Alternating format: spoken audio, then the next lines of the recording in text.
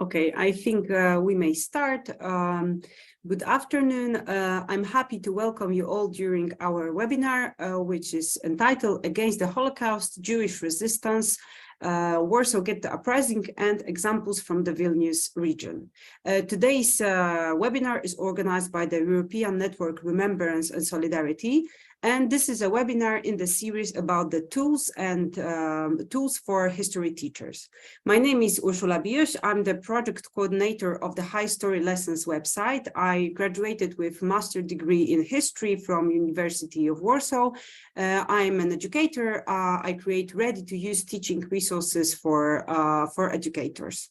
Together with me are two great speakers, and I will present them very briefly. Dr. Daniela Ozacky-Stern, she's a scholar of Jewish resistance during the Holocaust. She's affiliated with Western Galilee College and Bar-Ilan University. She earned her PhD studying the Jewish partisans in Lithuania and Belarus, and her thesis about Nazi propaganda, led by Joseph Goebbels, was published as a book. Hi, Daniela.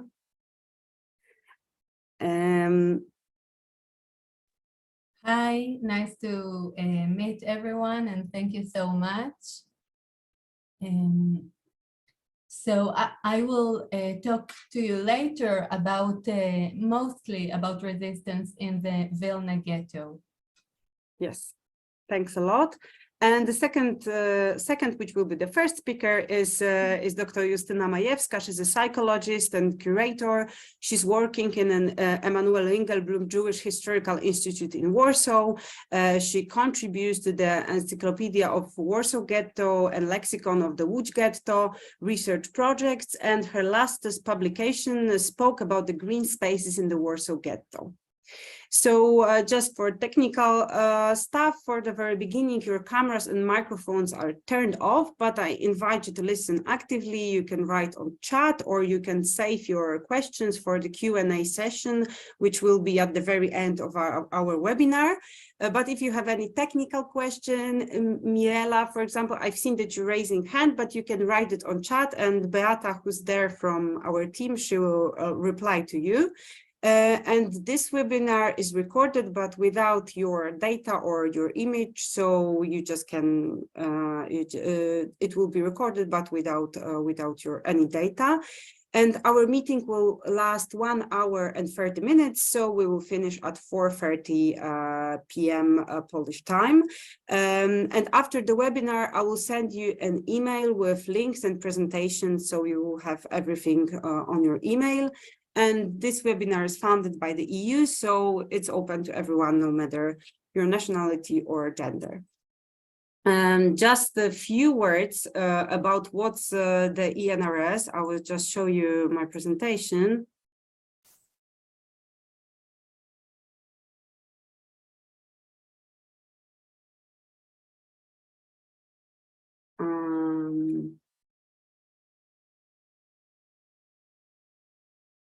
Just a second.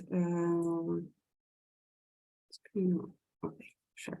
Okay, hope you can see it.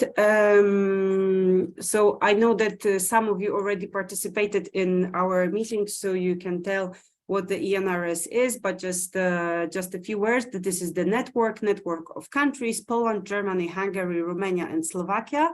But we've got other countries as observer countries, and we are inviting countries which would like to join to the ENRS. And our main goal is the development of the European cultures of remembrance. We are organizing conferences, meetings, workshops, editing, publishing. So there's a lot of things you can take part in. And we've got today two goals of the webinar. Firstly, you will learn about Warsaw Ghetto Uprising and examples of Jewish resistance to the Holocaust from the Vilnius region. And secondly, you may discover primary sources which will help you to prepare a lesson about the Jewish resistance to the Holocaust. And here you can see the graphics about our today's webinar, and you can see also here the logo of the 18th anniversary of the Warsaw Ghetto Uprising campaign, which is organized by the Museum of the Warsaw Ghetto. So the anniversary will be on 19 April, so in 3 weeks from now. And we are proud to be part of this campaign and be able to talk about Jewish resistance to the Holocaust. And we will hear today more from the speakers why this topic is so relevant and why there should be some place for it in the already very packed school curriculum. So the reason of this meeting is to give you the ready-to-use tools, to the photos, the documents you can use to prepare a lesson or a school event like a commemoration day to talk about the Jewish resistance. The anniversary is, of course, only a starting point. So this is not the purpose by itself to make an anniversary, but it's a day like any other day can be in your school to talk about this subject.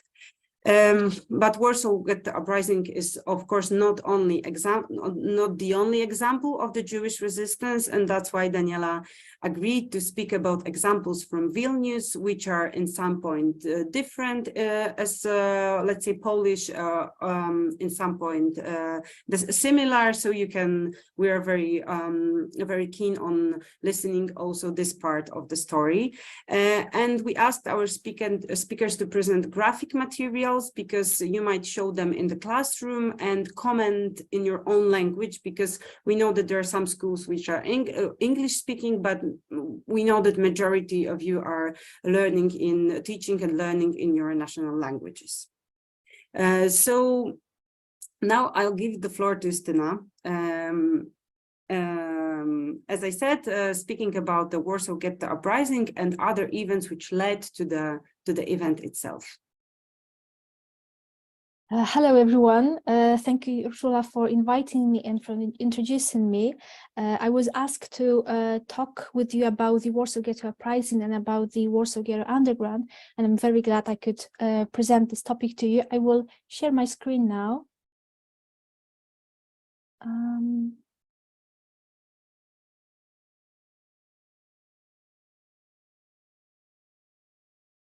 Is it working? Yes. Okay. Yes.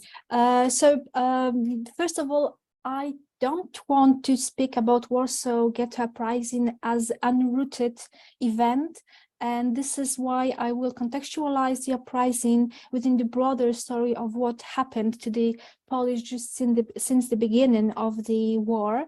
And here is the outline of my presentation. So I will talk briefly about the history of the Warsaw Ghetto, about Jewish underground.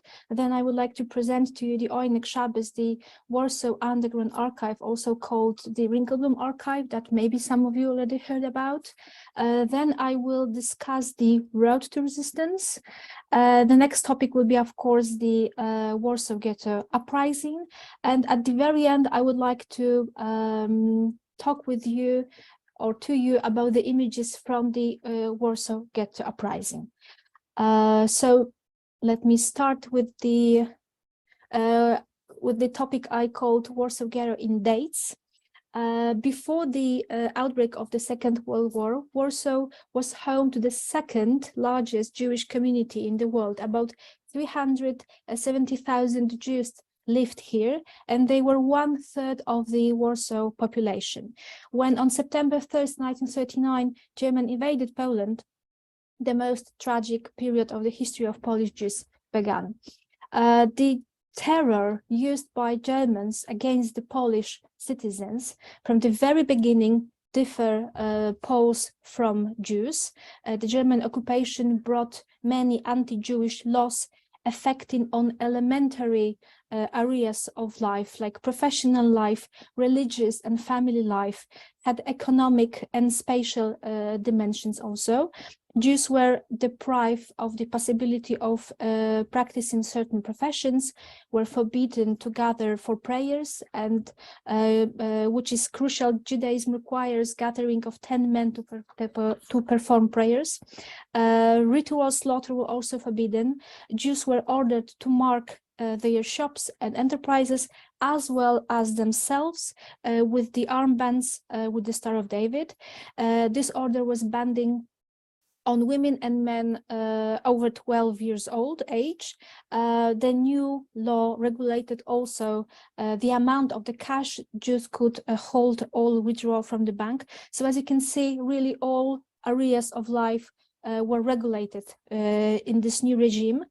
Jews were also forbidden to walk on certain streets. In case of Warsaw, they were the most prestigious streets like Ujazdowski Avenue, Krakowskie Przedmieście, where the University of Warsaw is located, or Adolf Hitler Platz, to name only a few.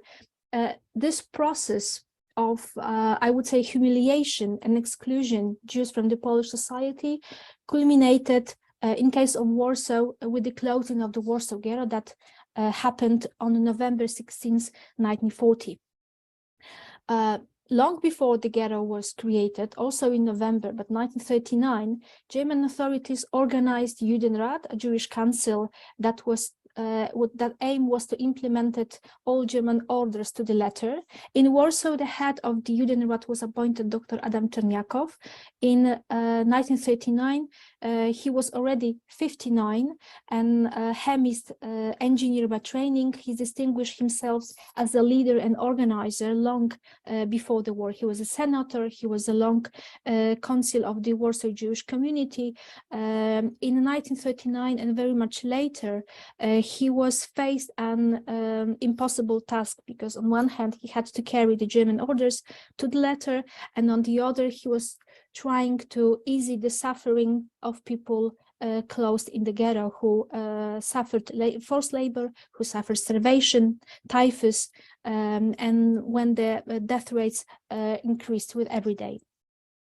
So when the Germans established the Warsaw Ghetto in 1940, their initial aim was to isolate Jews from the rest of the city inhabitants, as according to the Germans, they were spreading disease among the people. So ultimately, Germans locked up 450,000 people within the walls of the Warsaw Ghetto. Almost a quarter of them died from disease and from starvation, as the living conditions in the ghetto was really very bad. The ghetto was created in the north part of Warsaw, today known as Muranów, and consisted of two parts called Small and Large Ghetto. And at the end of this part, I just want to add that it was the largest closed Jewish quarter in the occupied Europe. Since July 22nd, 1942, the great liquidation of the Warsaw Ghetto started, and until September, end of September the same year, Germans have taken almost 300 Jews to Treblinka death camp, where they were all killed. After the liquidation of the Warsaw Ghetto, the ghetto still existed, but in a much more small scale, and I will discuss this period of time later in the webinar.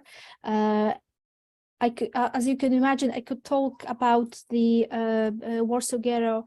Then there's plenty of topics, and we could cover several webinars to discuss the all kind of aspect of life, love, and death in the ghetto. But today webinar is about the resistance, I will try to stop myself at this moment and move to another point, which was the Jewish underground. And again, we have to go back to the very beginning of the war to cover and understand what really happened. So since September 1939, many politics and religious leaders, activists left Poland. They went to the east, to the Soviet Union, but also to Romania and Hungary. And these leaders and politicians are not really in our focus today. I want you to focus on youth activists from Zionist youth organizations. Before the war, there were these organizations were mainly engaged in ideological education of young people and were not related strictly to the political activity. In the spring of 1940, those who fled to the east decided to come back to German occupied Warsaw to see or to be acquainted with the situation in the Warsaw and decide if they can continue or if they have to reactivate on the underground basis the activity of the organizations. Among those that returned were Mordechai Anielewicz and Józef Kapłan from Hoshamer Hatzair, and Itzhak Zuckerman and Sylwia Lubetkin from Dror. Both of these organizations are Zionist youth organizations. And we can pin several areas of activities that they were undertaken by those youth organizations. And as most important, I would point to publishing the underground press, organizing clandestine education, and establishing contacts between the ghettos in occupied Poland. As you can see, these are not very military activities, but this is what was possible and what was really needed from the community. I would just briefly talk about the underground press. From the 1940 until as late as July 1942, over 70 newspapers were published, including 40 in Yiddish, 20 in Polish, and 10 in Hebrew. Sometimes they have few pages, sometimes dozens of pages, and their circulation is obviously unknown. Some of they were dailies, some were weeklies, bi-weeklies, monthlies, all kind of different type of newspapers. The early to appear was already in May 1940, so before even the ghetto was closed, and it was published by Bund Party, which is Jewish Working Party.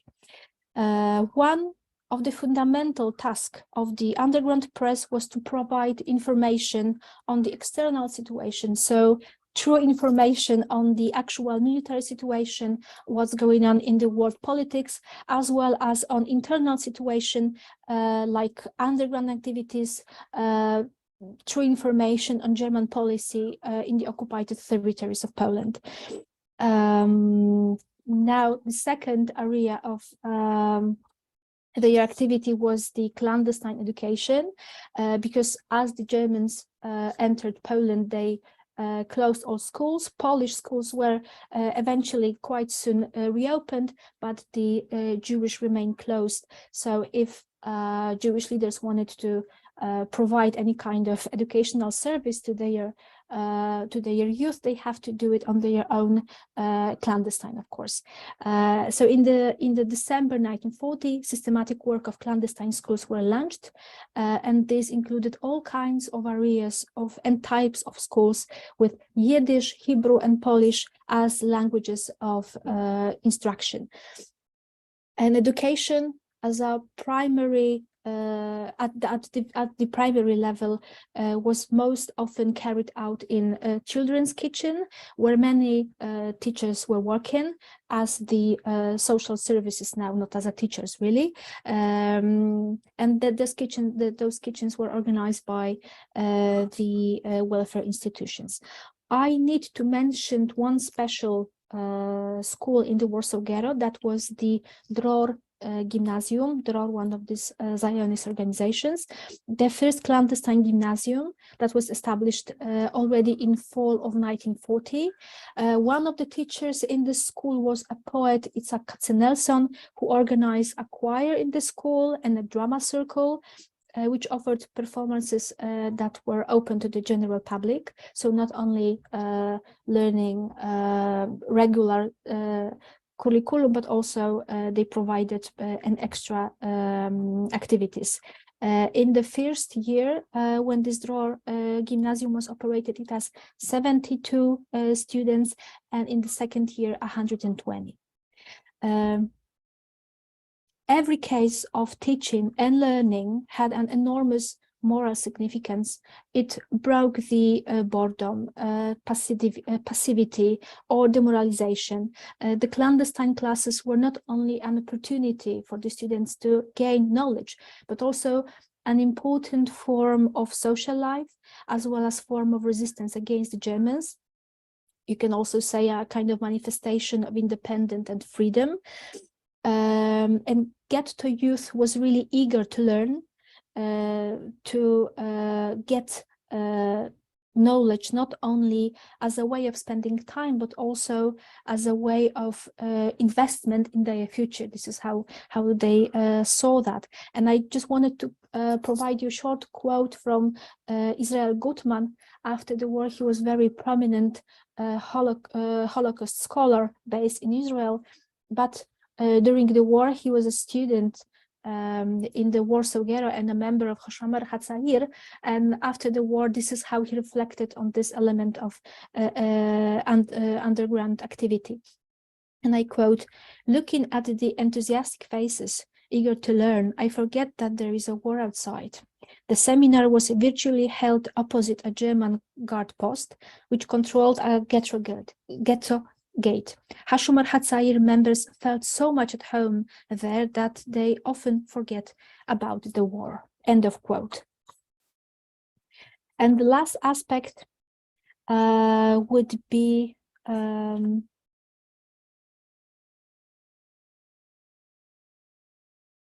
sorry, I lost the page. Would be contacts between the ghettos maintained by the couriers. Warsaw youth organizations kept in touch with their reborn or newly established centers in other ghettos in Poland. It was possible thanks to our brave messengers, mainly female ones. The travel for them was easier because in case of exposure, it was much difficult to prove that they were Jewish, because Jewish men are circumcised, and in case of women, there is not such a sign. So the messengers transported underground press, letters, documents, often money, throughout the occupied Poland, but also to the Third Reich. Emanuel Ringelblum, I will discuss this person in a second, but wanted to quote what he wrote about the couriers in his notes from the Warsaw Ghetto in May in 1940. He was referring to two couriers, Heika Grossman and Frumka Płotnicka, and I have picture of the Frumka Płotnicka, and this is how Emanuel Ringelblum described their task. The heroic girls, Heika and Frumke, they are team that calls for the pen of the great writer. Boldly, they have traveled back and forth through the cities and towns of Poland. They carry Aryan papers, IDs, which say that they are Poles or Ukrainians. One of them even wears a cross, which she never parts with except when in the ghetto. Without a second of hesitation, they accept and carry out the most dangerous missions. If someone needs to travel to Vilna, Białystok, Lemberg, Kowel, Lublin, Częstochowa, or Radom to smuggle in illegal publications, good money, the girls volunteer as it were the most natural things in the world. Are they comrades who have to be rescued from Vilna, Lublin, and other cities? They undertake the mission. Nothing stands in their way. They have traveled from the city to city to places no delegate or Jewish institution had ever reached, such as Volhynia, Lithuania. They were the first to bring back the tidings about the tragedy of Vilna. The story of the Jewish women will be a glorious page in the history of Jewry during the present war, and the Heikas and Frumkes will be the leading figures in the story. And I end of the quote. Now I will go to another topic that we wanted to discuss today, which is Oynek Shabbos, the Warsaw Underground Archive, or Ringelblum Archive. So I have to step back to talk about this unique historical initiative that was undertaken in the Warsaw Ghetto, thanks to which we can now study the history of Warsaw Ghetto so deeply. So the Warsaw Ghetto archive was launched on November 22nd, 1940, simultaneously to the closing of the Warsaw Ghetto. It was given the code name Oinek Shabbos, which in Yiddish means the joy of Sabbath, the joy of Saturday. Its aim was to bear the witness, to write down the daily events of the war as accurate as possible, while maintaining as many perspectives as possible. Ringelblum, who graduated history, was a teacher by profession and a social activist by passion. The ethos of his work was shaped by two experiences. One is belonging to the left-wing Zionist part, Poale Zion Left, and cooperation with the YIVO Jewish Historical Institute in Vilna. As you can see, Vilna is popping in my presentation all the time, so it's good Daniela is with us today to take it up later.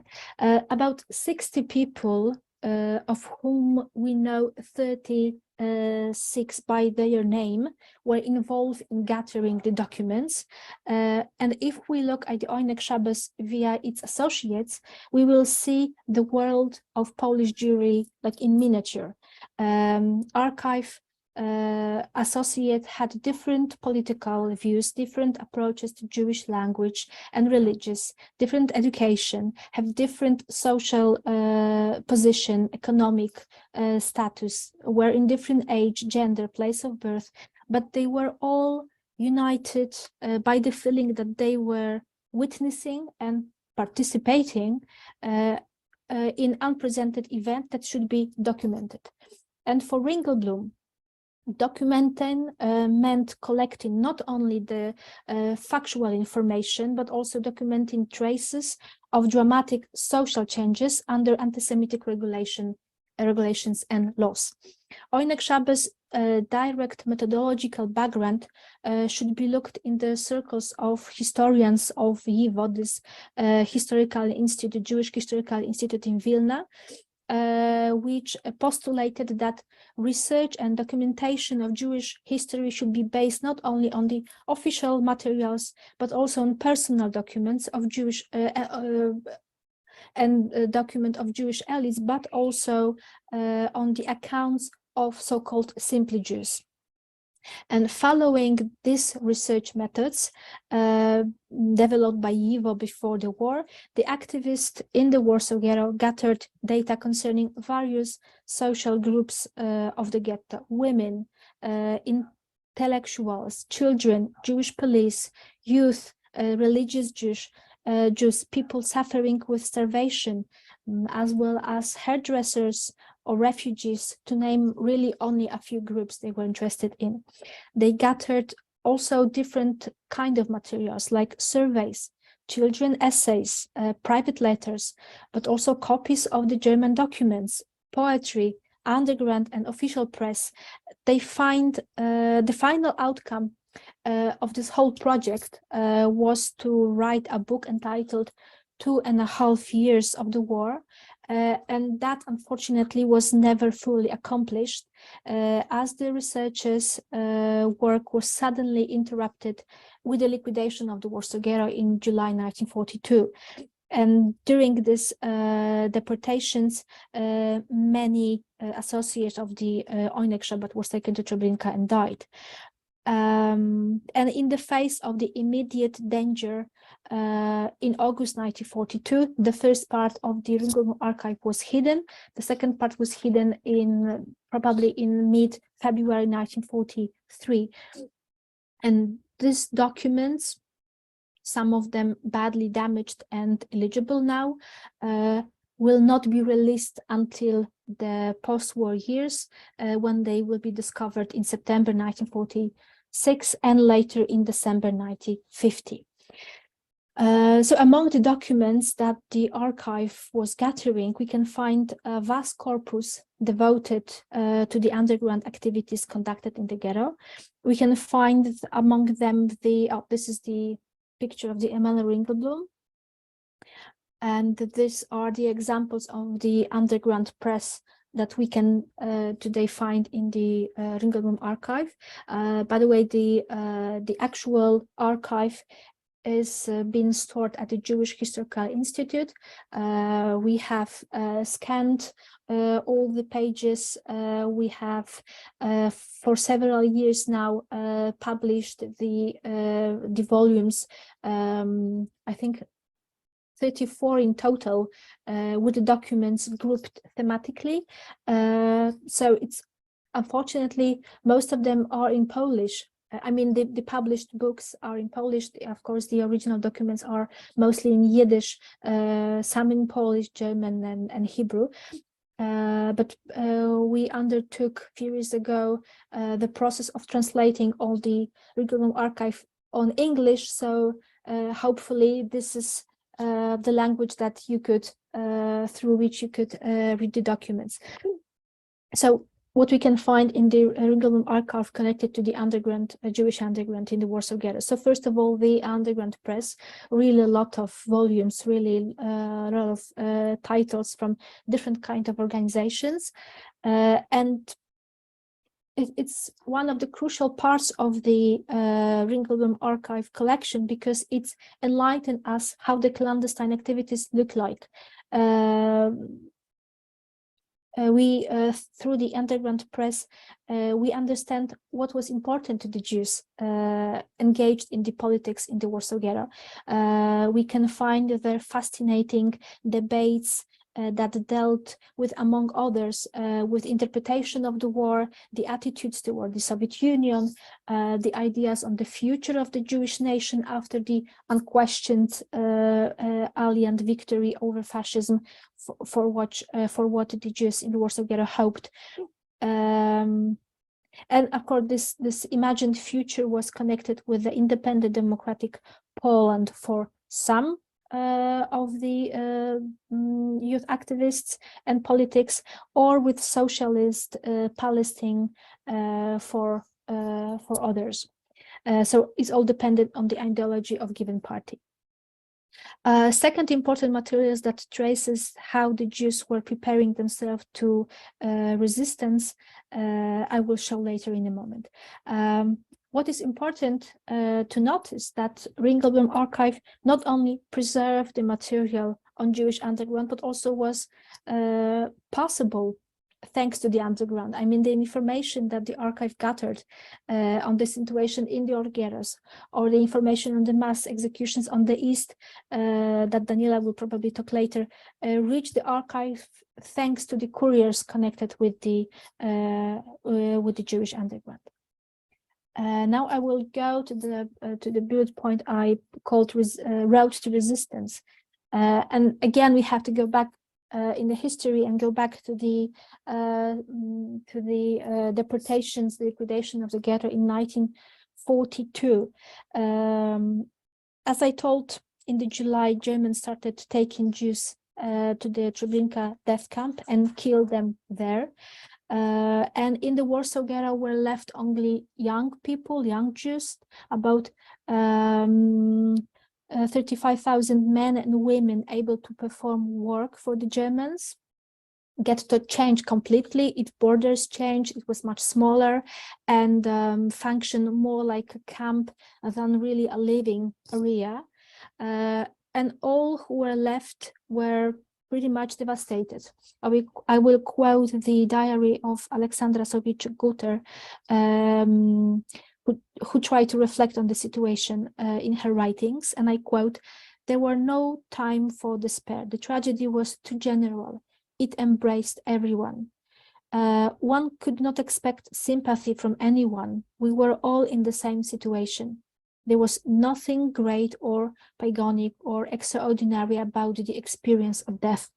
One simply said, 'They have taken my child,' and there were nothing more to say about that." End of quote.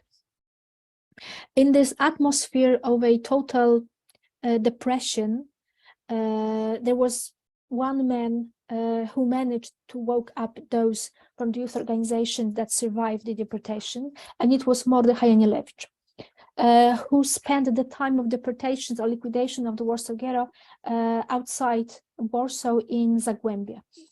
In 1942, Anielewicz was only 23, but he was already an experienced activist of Zionist youth organization Hashomer Hatzair. In 1939, he fled to the east, but in 1940 returned to German-occupied Poland with other leaders of the organization. And then in the new situation, it gave them the responsibility that they never had before, but also to freedom to choose the direction they would like to they would like to take in this unprecedented situation. Anielewicz in the Warsaw Ghetto was responsible for maintaining contacts with Hashomer's branches in smaller towns. He also remained active in education work conducted in the Warsaw Ghetto, and he was editing clandestine press. He was one of the people in charge of the movement ideological policy, and his articles show him as a very tireless discutant, arguing for the cause that he believed in. And it's also worth to add that he believed that it's the Red Army that have the power only to defeat Hitler and to liberate Jews. This was his political perspective. He was very charismatic and intellectual, influential. And in the moment of the deportation, in this moment of great crisis for the Warsaw Jewish community, he was, as I already said, in Zagłębie, and he returned to the Warsaw Ghetto after this first wave of the mass deportation to Treblinka, and somehow managed to lift the spirit of Hashomer Hatzair, managed to cooperate with leaders of the other organizations and mobilize people to the armed resistance against Nazis. Justyna, there are only like 5 minutes left. Oh no, really? Yeah, I know. Oh my God. So I don't know how to do There's it. a lot to say, but I think Yes. we'll just go to the uprising directly. Yes. So okay. I will go maybe about the very quickly. photos from the report as well. Yeah. So okay. So let's go to the uprising, because this is the main thing. At dawn of the 19th April 1943, the German entered the Warsaw Ghetto. They were surprised by the gunfire. The uprising had begun. More or less, this is how it happened. Fewer than 500 fighters of the Jewish fighting organizations, led by Anielewicz, and fewer than 260 fighters of the Jewish Military Union, this is the other fighting organizations in the Warsaw Ghetto, led by Paweł Frankel, attacked about 5,000 German soldiers. On the second or third day of the combat, the fighters raised two flags, one Polish and the other Jewish, at Plac Muranowski. The Germans were surprised totally by the scale of the resistance. When after 3 days the fighters ran out of ammunition, the Jewish fighting organization's fighters went into hiding within the ghetto area, while those from Jewish Military Union crossed to so-called Aryan side, so they left Warsaw Ghetto. And virtually almost all of them were perished. The Polish underground observed the fight in the ghetto. The Home Army, as well as the People's Guard, made an unsuccessful attempt to support the fighters from the outside the ghetto by breaching the wall in the number of places, but they were very ineffective. So this is like the first stage of the uprising, when we can observe really the fighting. Then we have what I say second stage, when the Germans set fire to the ghetto to force about 40,000 Jews who were hidden in the bunkers to go out. Those Jews who were captured were shot on the spot, or sent to the labor camp, or deported to the Treblinka. And finally, the second stage, which is after May the 8th. So what happened on May 8th? On May 8th, the Germans found the bunker at Miła 18, in which the Job command were hidden together with their commander, Mordechai Nielewicz. A small number of the fighters managed to escape, but the other, saying that there is no possibility to further resistance, decided to commit group suicide. On the 10th of May, group of fighters, about 80 of them, tried to leave the burning ghetto via the sewers. Some of them managed to reach the forest near the Warsaw, while the rest were hidden in Warsaw, and those who were trying to find rescue in the Warsaw were mostly killed, perish in the combat with the Germans, or were just taken to the Germans by Poles. And the Germans did not sign any kind of capitulation treaty with the fighters, because they never treat them as equal. On the May 16th, Jürgen Strop, who was in charge of suppressing the uprising, blew up Warsaw's Great Synagogue at Tłomackie Street to mark the end of Jewish presence in the city. That, in the very short version, in a nutshell, is how the uprising looked like. I would like to point out one thing. The first is the date ending the uprising. It is really common that we can hear that uprising lasted until the May 16th, but I'm strong advocate of saying that the end of uprising was really the May 8th, when Danielewicz and the rest of his group were fined by the Germans and decided to commit suicide. For me, this is the day that marked the end of the uprising, and not the destruction of the synagogue, because this is the day that show really the Jewish perspective on the uprising. And the perspective is really something I want to finish today my talk, and I would like to go now to the visual representation of the uprising and so-called Strop report. Maybe some of you already heard about this. So this is the cover of the Strop report. It is an album entitled "The Jewish Quarter of Warsaw is No More!" And it was prepared by the SS Major General Jürgen Strop, the commander of the German forces, which liquidated the Warsaw Ghetto in April 1943, to document the suppression of the Warsaw uprising. It was commissioned by Friedrich Wilhelm Kruger, high SS and police leader in Krakow, bound in the leather, so it was very elegant, and the report was intended as a souvenir to the Heinrich Himmler, the second man in the Third Reich, to celebrate the hard-won victory over the Jews. The report consists of three parts. The first one is an introduction and the summary of the SS operations. The second is collection of daily communiques, daily reports, and it ends with a series of 53 photographs. And now I will show you just a short selection of the photographs. Yes. We have the Germans waiting for the action. We have here a group of civilians taken to the Uschakplatz. Another photograph showing the interactions between the oppressors. Here we have quite brutal image of probably people killed when they were taken out from the bunker, or maybe they are still alive, we don't really know. Here is another picture showing a ghetto in flames with the German soldiers. Here is one of the most brutal pictures. It has a series.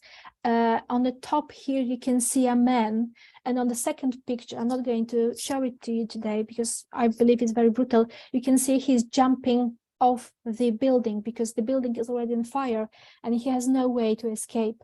So this kind of, and this is the final one, this is the General Strop, this very prominent image showing him and his soldiers. So these 53 photographs are commonly used as a visualization of the fights during the uprising, as an objective, almost journalistic record of the uprising. Meanwhile, the intention of the photographers were completely different. This is visible, for example, in the selections of the frames. or in captions of the individual frames, in which the fighters are referred as the bandits. The photos were taken to show the pacification of the uprising. Not so we don't see the fighters here. We don't see the equal sides. We just see the capitulation. So in a case of visual representation of the uprising, I think it is essential to remember who took the pictures and what was the goal of this person. And when you are discussing this kind of materials with your students in classes, I think it's really essential to remember what was the intention of the photographer, on which side this photographer was. And in this case, I would really propose to reject this common view of the objectivity of photography and discuss them as photos that shows just simply German perspective on the events. I believe that I know that we often say that one image can tell 1,000 words, but I believe that in this case, I'm really sure that one photo sometimes needs 1,000 words of comment so we can really understand what we are looking for. And as my time is out, I will just finish at this moment. Thank you very much for your attention. Thank you for inviting me. I'm really looking for questions. I don't know if I will be able to answer them because my time is really out, but if there is any question or comments you want to share with me, you can always send it to Ursula and she will pass it to me and we can be in a contact. Thank you very much for today. Thank you very much, Justyna, and especially thanks for the comments you gave at the very end, which are, I think, very important for teachers. So how to use photos in an appropriate way. And thank you very much for this brief introduction, also for explaining what led to the Warsaw Ghetto Uprising, because it didn't happen like this, but also it requires a lot of preparations and a lot of work of Onek Shabbat as well. So I think we'll move directly to Daniela. I'll give you the floor now. If you've got any question on comments, you can just write them on chat in any time. And you can also write comments if you don't have questions, like things which were interesting for you, inspiring or surprising. So Daniela, the floor is yours. Thank you so much. And I'm so sorry. Please give me 1 minute to share my screen with you. I think it was okay. It was okay. Okay, so I'll share it again. I will just enlarge. There's the presentation. Yes, and I want to say, first of all, thank you so much. I'm so happy to be here. It is a great honor to be in this panel with Justyna Majewska, who is also a friend of mine. And thank you, Justyna, for a fascinating lecture. And thank you, Ursula Bios, for inviting me. So what I'm going to show to you today, and we are going to focus on what you as teachers, as educators, can teach your students about this, this topic of Jewish resistance, especially in the Vilna ghetto in the Vilnius region in Lithuania. This is our topic, and I will show you today interesting visuals and materials that might help you teach the subject to your students. First, I want to say that I believe that what happened in Vilna, in Vilnius, consists of various moral dilemmas. And it is an excellent example to present to our students the complexity and dynamics of Jews during the Holocaust. So first of all, let's see where Vilna or Vilnius is. Vilna is a capital city of Lithuania, and Lithuania is one of the 3 Baltic countries, and it is located to the south, east to the Baltic Sea. In Lithuania, there were many towns and villages where Jews used to live for many years side by side with the non-Jewish neighbors. I want to begin with the end of our story. This is also something you can do with your students. And unfortunately, at the end of World War II, only about 25,000 Jews survived out of about, in general, about 250,000 Jews. So only 10% survived the war. And in other words, 90% of Lithuanian Jews were murdered. So you can see here really an example of total annihilation of a vivid community. And now that we know the end, let's go back to the beginning. For hundreds of years, Vilna was a city of prosperous Jewish life.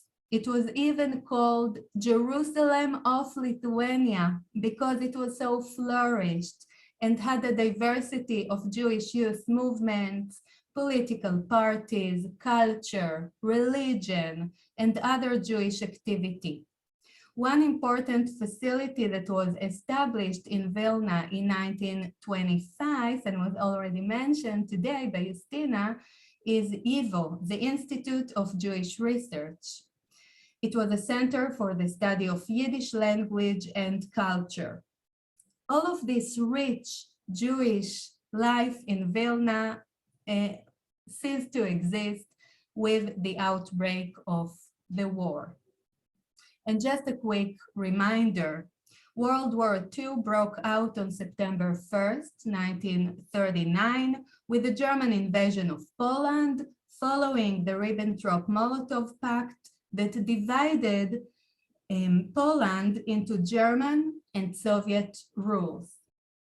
The Germans invaded Vilna right at the beginning of Operation Barbarossa, which is the code name for the invasion of the Soviet Union on June 22nd, 1941.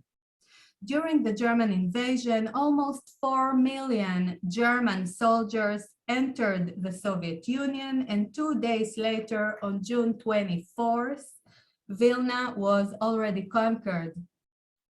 Some Jews tried to escape to the east, but most were forced to stay. Immediately after the German invasion, locals who held a grudge against the Jews started to attack them, and we have many photos from the initial massacres. For example, here in the city of Kovno, Kaunas, Lithuanian nationalists massacred Jews, and we are talking about the initial days after, you can see right after the German invasion, we're talking about 800 Jews being massacred by locals at the beginning of the war. And I think that Ursula, you wanted to share something in relation to those photos. Maybe we can do it later. Okay. On September 1st, 1941, about 5,000 to 7,000 Jews who lived in the old Jewish quarter in Vilna were captured by the Germans and their collaborators and were transferred to Ponary death site to be murdered. Ponary or Ponerai was a beautiful forest located about 10-12 kilometers south of Vilna, that prior to the war was a place of leisure where the city residents would come to have picnics and to relax and enjoy.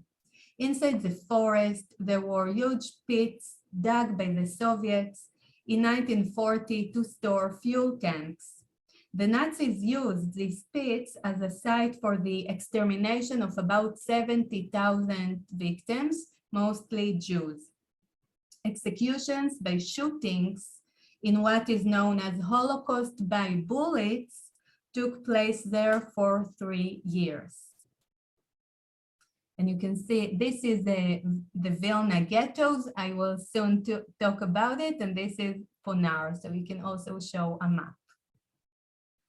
On Saturday, September 6, 1941, the Jews of Vilna were forced to be deported into two ghettos, a big and a small. They had to take whatever they can arrange and carry in such a short time. The move was traumatic for many, and a few thousand were murdered during the early days of the ghettos. The second small ghetto was liquidated about 7 weeks later on October 21st, 1941. We will focus now on what happened in the big ghetto. Over time, after the initial shock in the ghetto, the life took shape. Cultural and spiritual activities evolved in the Vilna ghetto. This is an example of a ghetto that managed to create out of nothing a vivid life as contrast to the surrounding death that prevailed. I consider this to be resistance, cultural and spiritual resistance. Schools were opened in the ghetto for children, kindergartens, and professional courses. The Jews in the ghetto celebrated holidays, conducted ceremonies, organized cultural events, literature events, lectures on history, sports events, and other gatherings. A theater in the ghetto was established by actors and performers and was supported by the ghetto leadership. The first play was in January 1942, but it faced some public objections. Signs were hanged on the streets. In a graveyard, you do not do theater. And this is, for example, one moral dilemma that you can bring to class. But after the inmates watched the play, the attitude changed, and it turned out that the shows, the theater, are contributing to the public morale. People had a chance to escape for a while from the horrible living conditions and be invested in a play.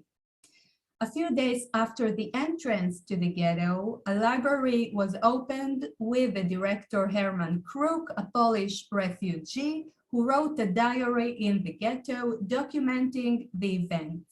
In December 1942, there was a celebration, you can see the invitation here, honoring the loan of the 100,000th book from the ghetto library. Starting from July 1942, the head of the Judenrat, the Jewish council in the ghetto, was Jacob Gens, a powerful man who was an officer in the Lithuanian army before the war. He was married to a non-Jewish woman, and they had a girl. The wife and daughter lived outside of the ghetto. Gens is a controversial figure, as many other heads of the Judenrats. It is worth mentioning that he had many Lithuanian friends, and in different times they tried to convince him to get out of the ghetto and be saved. But he tied his fate with that of the ghetto inmates and stayed until he was murdered. The commander of the Jewish police was this guy over here, Salek Dessler, David Salek Dessler, who according to testimonies was a collaborator with the Nazis. Gens and Dessler implemented in the ghetto the strategy of rescue through work. Work was a major part of the inmate's life, and many saw it as a way to survive. As long as they worked and produced for the Germans, the concept was that the Germans would have an interest to keep them alive and the ghetto will not be liquidated. And so any acts of active armed resistance would actually jeopardize the safety and security of the ghetto. Regarding the concept of Judenrats, the Jewish official leadership in the Holocaust, until today, there are debates about it. The role was to be the mediator between the Germans and the ghetto population. And in this respect, they had to satisfy both sides. Of course, this was a hard job to do and even an impossible one. Right at the beginning, people started to be aware of the mass murder that is being conducted right at the outskirts of Vilna in the Ponari forest.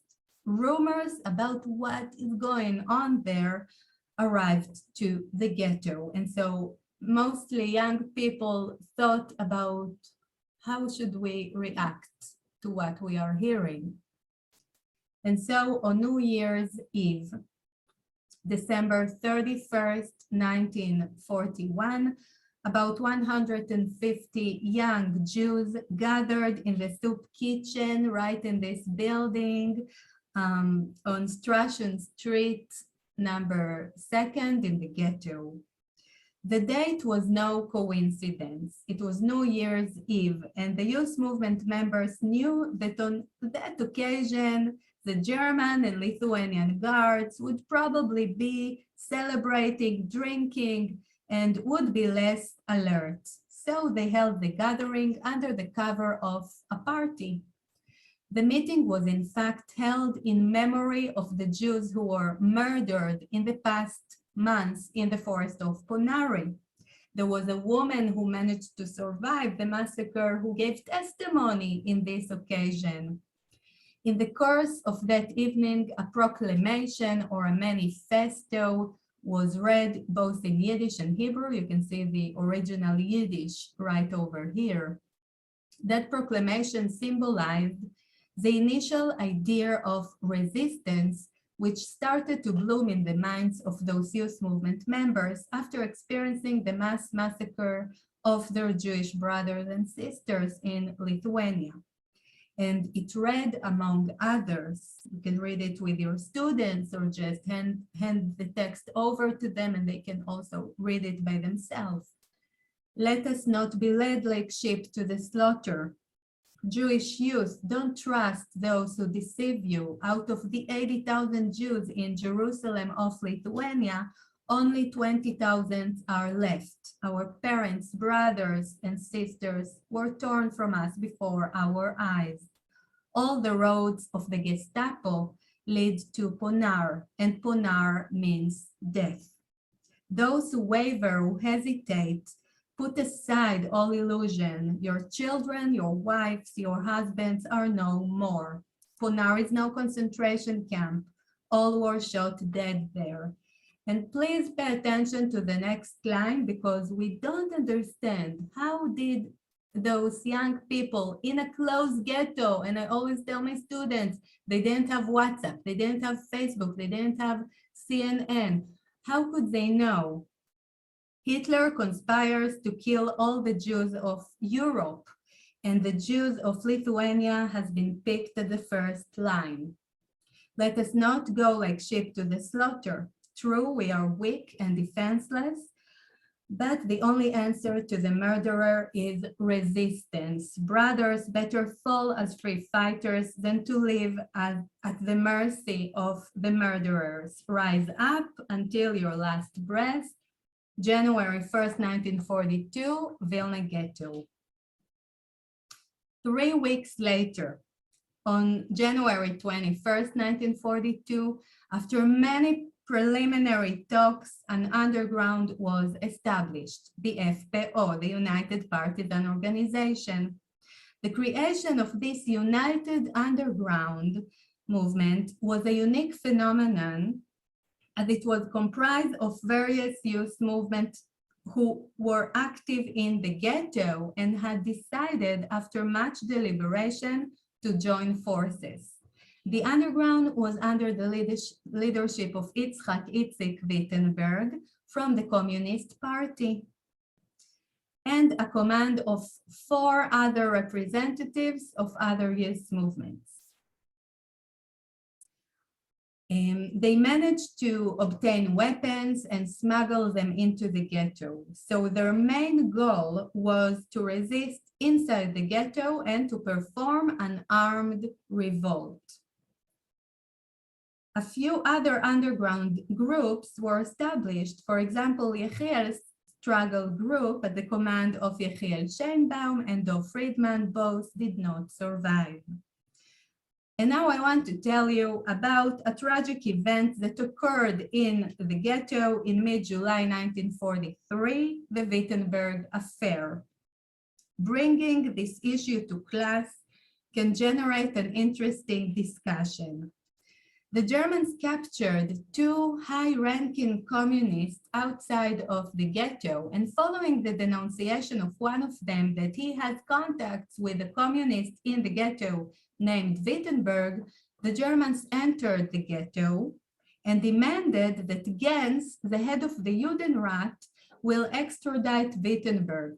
Wittenberg was indeed captured, but underground members freed him and hid him in the ghetto. During that night, Gens did everything he could to find Wittenberg and hand him over to the authorities as they demanded. Otherwise, they gave an ultimatum and threatened to liquidate the entire ghetto. In this radical choice between one person's destiny versus the entire ghetto fate, Gens was convinced that Wittenberg must go. And after a nerve-wracking night with many ghetto residents trying to fight the underground members in order to capture the hiding Wittenberg, a decision was made that Wittenberg must surrender himself to prevent fraternal war between the Jews. In the morning, he surrendered himself, and according to testimonies, we think that Dessler and Gens or someone else gave him cyanide poison, and indeed, in the next morning, Wittenberg was found dead. We think he committed suicide, so the Gestapo would not have the chance to interrogate him about the underground activity.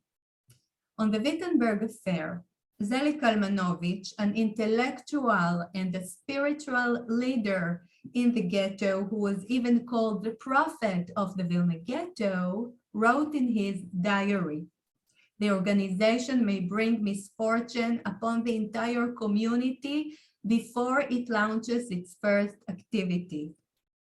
Abraham Sutzkever, a close friend of Kalmanovich, remembered years later that on that same day, when the entire ghetto inmates watched Wittenberg walking towards the ghetto gate to extradite himself to the Germans, Kalmanovich had said, Wittenberg left the ghetto gate and directly entered history. Now, an interesting tool that I recommend using is segments from video testimonies that were filmed during the 1980s, 1990s, and forward.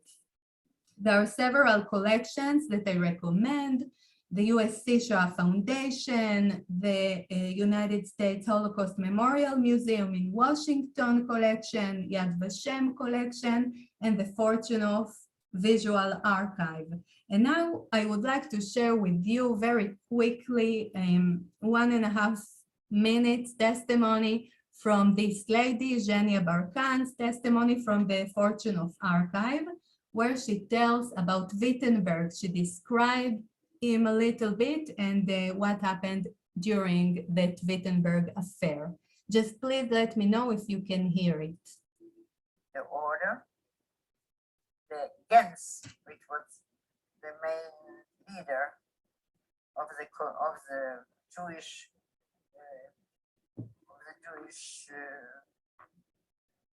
of the ghetto, Judenrats, that's right. He got the order that Wittenberg has to be delivered. If not, all the 20,000 dwellers will go. The ghetto will be liquidated. What sort of a personality was Wittenberg? Could you describe him? I knew him just from the ghetto. He was quiet, very deep thinking. He looked pale all the time. He was very slim, but he was the main person who gave orders, who was in contact with the outside communist organization. And all I know that he was our hero.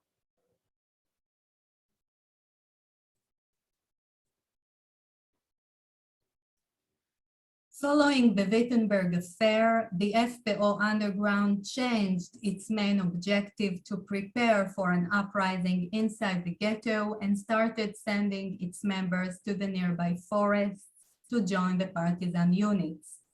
The first group of 21 underground members escaped from Vilna to the North Forest on the border between Lithuania and Belarus, a week after the Wittenberg affair on July 24, 1943.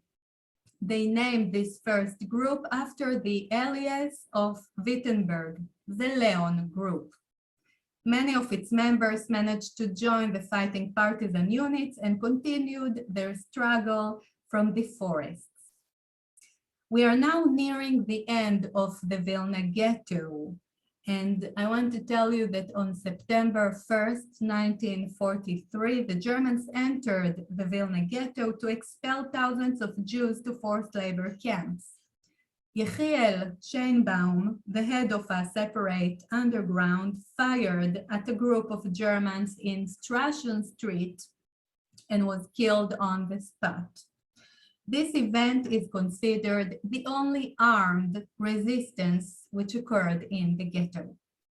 On September 14, 1943, Jacob Gans, the head of the Judenrat, was called to the Gestapo headquarters and was shot to death. Before going there, he was warned by his friends that he is in danger and should try to escape. He said that he belonged in the ghetto with the Jews and would not jeopardize them. And you can see him here with his family. 10 days later, on September 23rd, 1943, the Vilna ghetto was liquidated. The remaining inmates were forced to march to Warsaw Square on the edge of the city. The men separated from the women and the selection was made. Those qualified for work were sent to forced labor camps in Latvia and Estonia, and the rest to death camps. The Vilna ghetto ceased to exist. On the day of the ghetto liquidation, the FPO underground's plan for an uprising inside the ghetto was abandoned. A heated argument broke out that day between the underground headquarters leaders, in which they finally decided that the underground could not handle a rebellion in the ghetto. Therefore, the members decided to escape to the nearby forests, and indeed about 90 underground members escaped on that day through the sewage pipelines to the Rudniki forest, which is located about 40 kilometers south of Vilnius. And I just want to quote one survivor who managed to survive this horrible escape through the sewage pipeline. And he claims that I believe that no experience that I have ever been through can be compared to the horrors of those hours in the sewage. Human imagination cannot describe it. Miraculously, almost all of those escapees managed to stay alive and arrived in the Rudniki forests, joining the partisans. However, 4 people were caught and hanged in front of the Jews who had been expelled from the ghetto, and they were deported to Warsaw Square, where they waited to be sent to labor camps or to death sites. We have several testimonies about this horrific event. The Jews of Vilna managed to establish in Rudniki forests 4 Jewish partisan units. Their story is connected to the Jewish partisan resistance during World War II, and it deserves its own lecture. And by the way, Those photos I took while visiting in Rudniki. To sum up our topic for today, I want to say that what happened in the Vilna ghetto sheds light on the dynamics between the three Jewish factors that operated in the ghetto: the Judenrats, the public, and the undergrounds. It shows the complexity of the horrific situation that the Germans created for the Jews. We can present to our students the moral dilemmas of the inmates of the Vilna ghetto and other ghettos as well, of course. Talking about moral dilemmas the Jews had to face with during the Holocaust, dilemmas of life and death. We can talk about what Italian Jewish Holocaust survivor Primo Levi called the gray zone, where moral standards become vague and the delicate line between good and evil fades, and victims and perpetrators are not separate categories anymore. I would also like to conclude with a quote from historian and survivor Yitzhak Arad, who said that the Holocaust and the events that took place during it presented Jewish society with existential moral dilemmas, which the historical past, due to the many deportations and pogroms that took place in it, did not teach them how to deal with them. The dilemmas faced by the Judenrats, the public, and the undergrounds were not only between choosing good or evil, but often the choice was between bad and very bad. Can you, the reader of his book, be able to understand the reality of the Holocaust? Are you able to judge for better or for worse the behavior of the various elements in the Jewish public who were forced to make decisions that meant who lives and who dies? Thank you very much for your attention. And if you have any questions or any comments, I am here for you. Thank you very much, Daniela, for this really inspiring presentation. And you talked a lot about dilemmas. I think it's the thing which really might be brought up in the classroom to for students to reflect, not to judge who did better or worse, but to really reflect upon. It's time for your question and comments. So just maybe 2 minutes to think about them. You can write them on chat or in the Q&A part of our meeting. Maybe just giving you a minute to think about it. I will just show you my screen again for a minute as a comment to Daniela's presentation.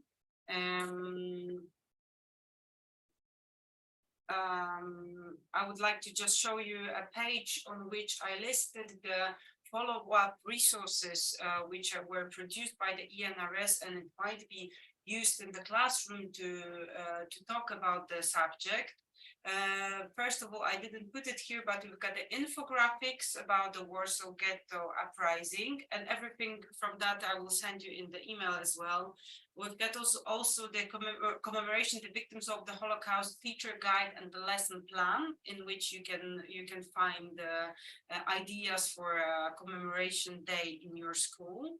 And we produced as well the map of Europe according to the protocol of the Wannsee conference. So this is the infographic, like an interactive map where you can click on the map and see how, according to the Wannsee conference, Europe was divided in 1942. And the fourth thing is Between Life and Death. This is an exhibition catalog, which is now which is like outdoor exhibition traveling all across Europe, in which we're presenting stories of Jews and non-Jews, helping them. And maybe one thing more. This is the Echoes and Reflections. This is the website in which you can find educator resources like lesson plans, glossary, timelines, and so on. But what was very inspiring for me, they produced also the podcast. So like the Spotify podcast, in which there's a story of Vlad Kamit, who was one of the couriers from the Warsaw Ghetto, and I just found the one of her sentences. She said that the armed resistance was possible because it was an ethical, moral resistance going on in the ghetto before the deportations, and this is a chain. That's why she cannot separate the uprising or active resistance or partisan resistance from the resistance which took place in the quiet, let's say, quiet times in the ghetto. As you said, Daniela, it wasn't quiet actually, never. It was never quiet. But she said that like the civilian resistance, the armed resistance was built upon the civilian resistance which took place in the ghetto before.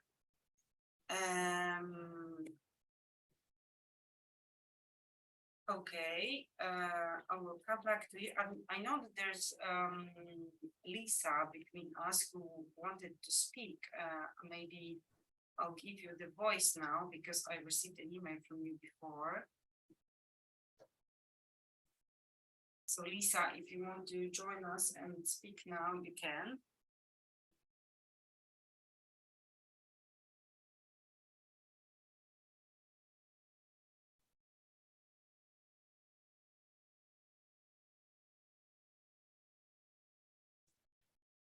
But still waiting for questions as well.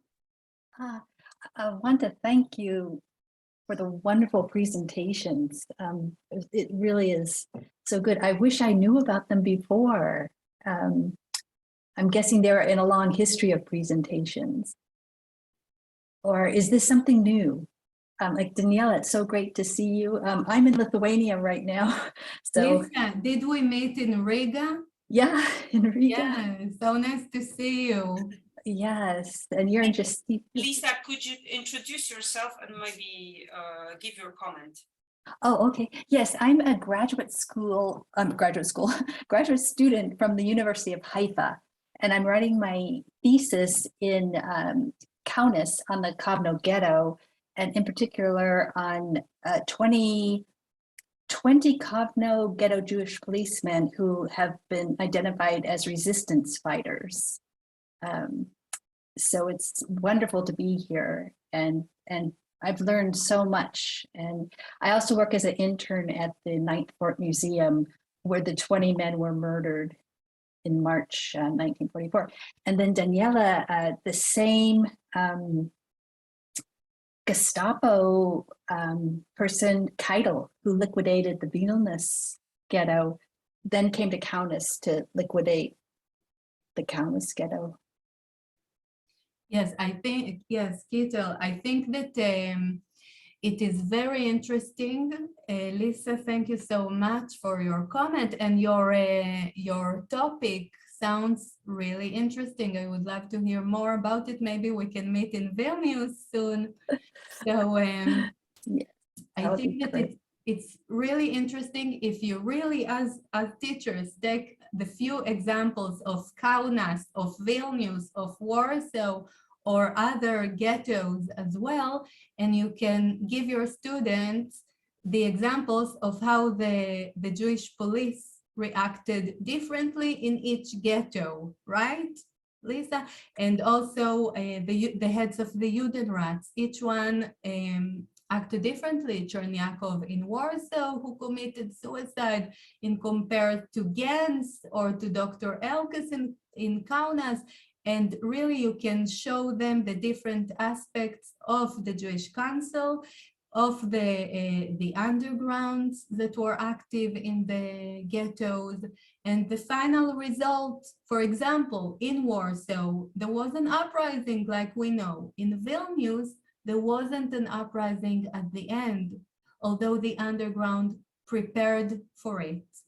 And the final decision was to escape to the forest and join the partisans. So also the decision making is something that you can talk to your students about.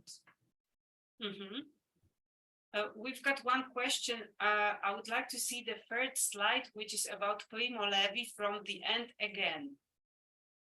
I think for the slide, you mean from the Daniela's presentation, we will send it to you. So so there you can use the photos, of course. With it's the best to sign them and to explain to students what's the source of the photo. But then we think that using the quotes Daniela used and Justyna used before, it might be a good opportunity for the classroom exercise. Yes. And the Primo Levi, I was talking about the gray zone, which is a chapter in his book, okay? The Drowned and the Saved. I think it's in English. So you can have the chapter with all the explanation in this book. Mm-hmm.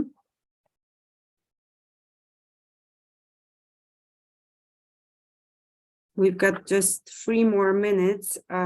So still, if you need to comment, if you would like to comment, we're very much encouraged. I will ask now Beata, my colleague, to paste you on chat the survey, because we need to fill the EU survey. So if you can share your opinion on the webinar, it will be very much appreciated. Just maybe name things you learned during the webinar. It is in every European language, so you don't need to fill it in English. You can fill it in your own national language.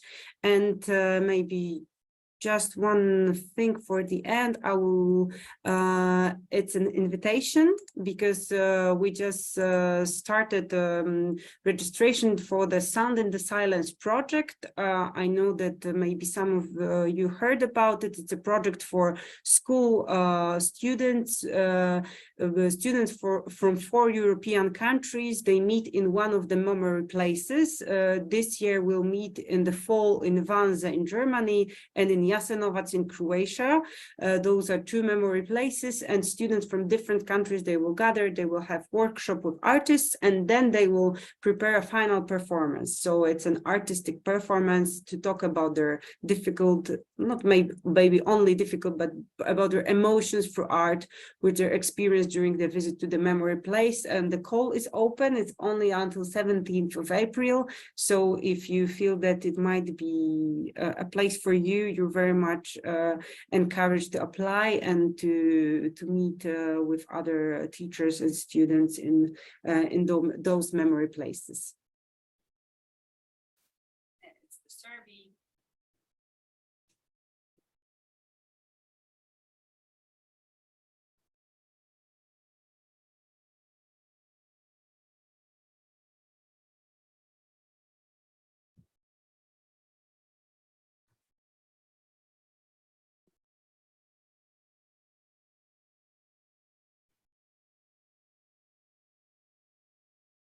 I think we'll be finishing shortly. Thank you very much for your attention.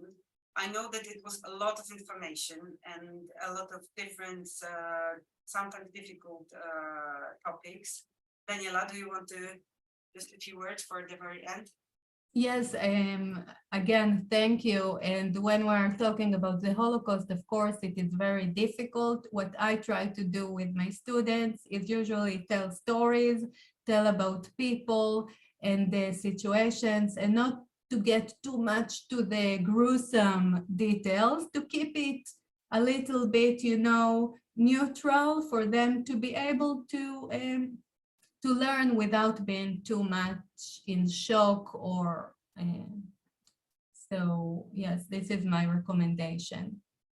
Yes, I think we've that's what you started from, that there was so many life in the Lithuania and in Vilnius before the war. So this is a very important context to talk about it as well.